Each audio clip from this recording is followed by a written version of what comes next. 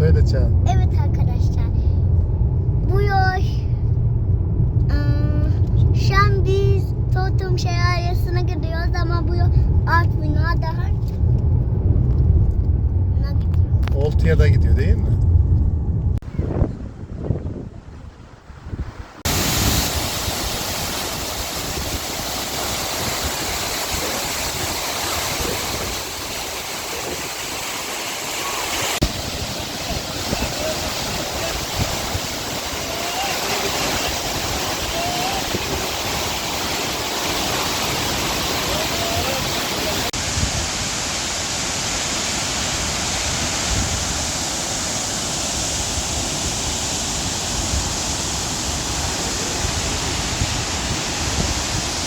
Bütün açılardan şelaleyi görme imkanı tanıyoruz. Etrafında yapılmış olan yollar.